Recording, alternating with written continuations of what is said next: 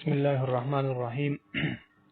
من رأى منكم منكرا فليغيره بيده فإن لم يستطع فبلسانه فإن لم يستطع بقلبه وذلك أضعف الإيمان. تاسو معلومه ده چې د هغه مسائل او د هغه احادیث او د فقهي مسائلنا یو د نبی له صلوات والسلام حدیث شریف دا هم دی. د حدیث شریف صحیح مسلم ذکر کړی دی.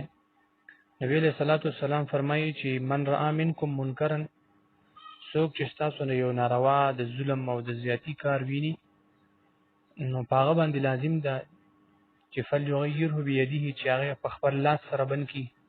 حدیث کې ډیر زیات وضاحت ته، لیکن مختصرا دا ده چې دا حکومتي وخت لپاره دی چې هغه دغه انسداد جرایم د پاره د هغه د پاره روکتامو کی، او کداغه طاقت او قوت دغه نه د لاسو نو بیا دا کومه درجه دا غینه دا چې فإن لم يستطع فبلسانه، نو بیا داغه د پاره دا چې هغه په جبی سره داغه سره تعلق دا سره کم وساتي، داغه سره د ضرورت نه زیات خبره نه کوي چې هغه احساس وشي.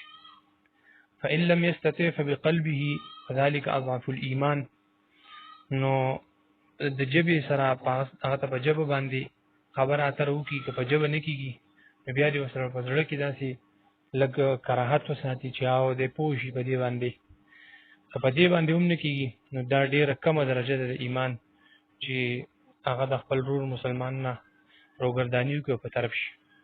نو امید ده چې دا مختصر حدیث پس تاسو ذهنونو ته کوز شوی. د نورو حدیثو د فقهي مسایلو لپاره تاسو زمون چینل ته راتلی شئ.